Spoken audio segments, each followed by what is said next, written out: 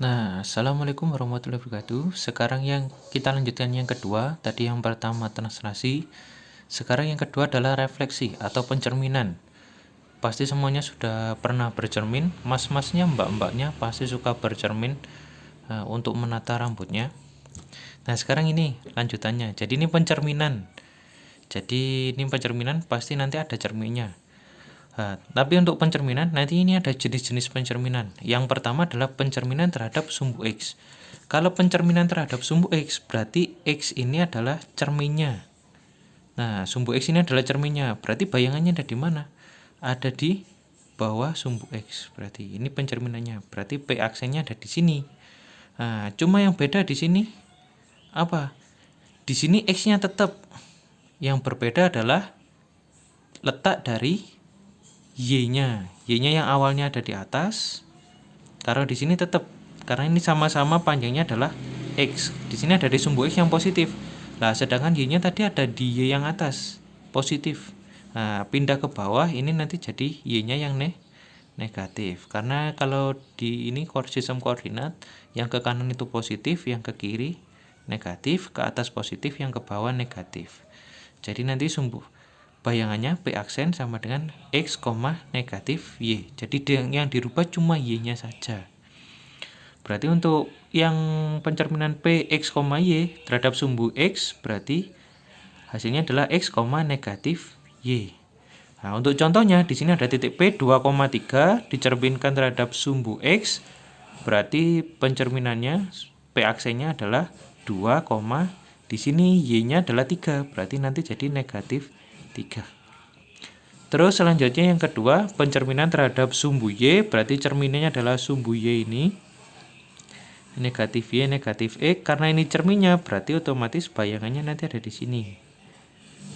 Nah, ini adalah bayangan titik P aksennya. Yang berubah apa? Yang berubah adalah letak X-nya. Yang awalnya ada di kanan, sekarang pindah ada di kiri. Oh, berarti negatif X. Y-nya tetap ada di atas. Berarti bayangannya adalah negatif X, Y. Nah, jadi untuk contohnya P 2,3 dicerminan terhadap sumbu Y, berarti P aksennya sama dengan apa? Negatif 2,3. Jadi tinggal yang depan saja yang dikali negatif. Nah, selanjutnya ini dicerminkan terhadap titik asal. Titik O 0,0. Berarti titik asal itu ada di sini. Ini adalah titik O 0,0.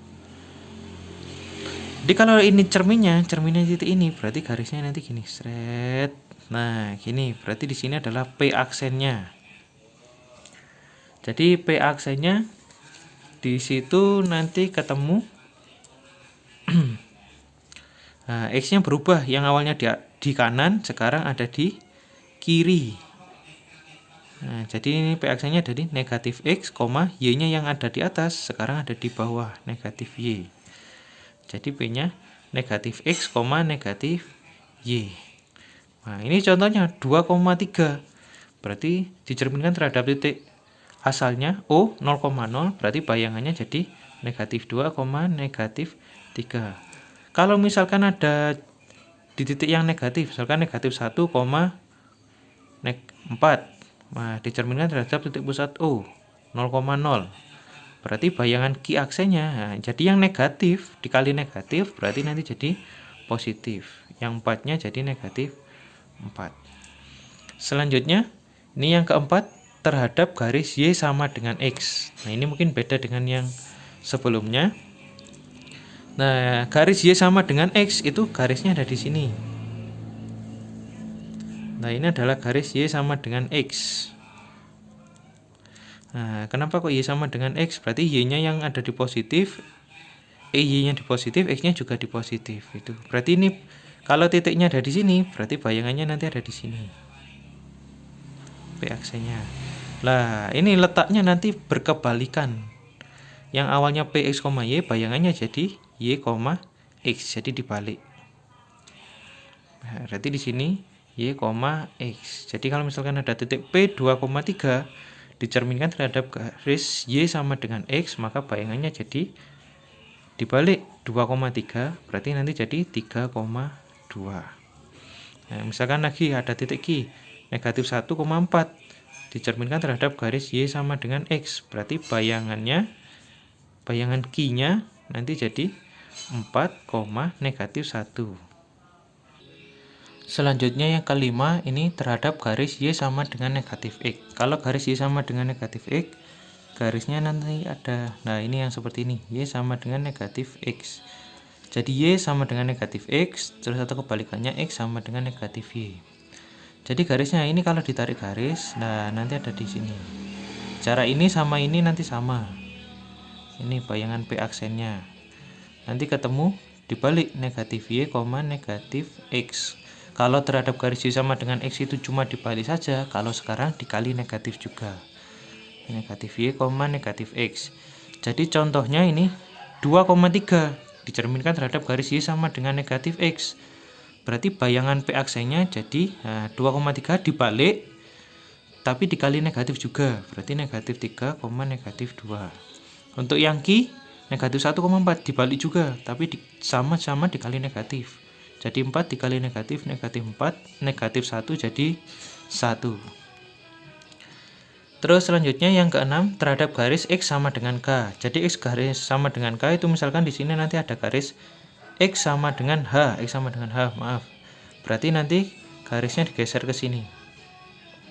Jadi P aksennya, nah yang berubah apa? Y-nya ini tidak berubah, jadi jaraknya tetap di sini saja. Cuma yang berubah adalah jarak X-nya. Jadi nanti mencarinya 2H dikurangi X, Y. Jadi ini 2H dikurangi X, Y. Jadi titik Y-nya tetap, yang berubah nanti cuma yang depan saja. Di sini contohnya P 2,3 dicerminkan terhadap garis X sama dengan 4. Berarti bayangan titik X-nya ini kan 2.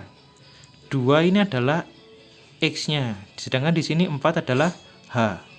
Sedangkan di sini rumusnya 2H dikurangi X. 2H dikurangi X. Berarti nanti jadi 2 kali H-nya adalah 4 dikurangi X-nya di sini 2. Koma, yang belakang tetap Y-nya tetap 3. Berarti P aksennya sama dengan 2 kali 4 ini 8 dikurangi 2 6,3. Selanjutnya yang ketujuh, terhadap garis Y sama dengan K.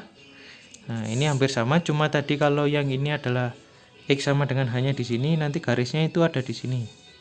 Ini adalah Y sama dengan K. Nah, nanti yang berubah itu bukan X-nya, tapi Y-nya. Jadi X sama dengan 2K dikurangi Y.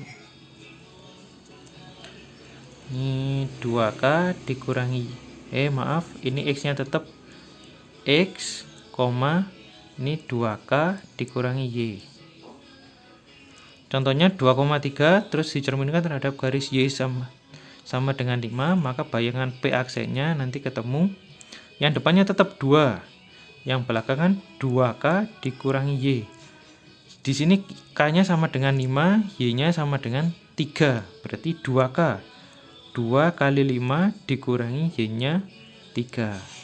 Jadi P aksennya 2, 2 kali 5 10 dikurangi 3 7. Sudah, terima kasih.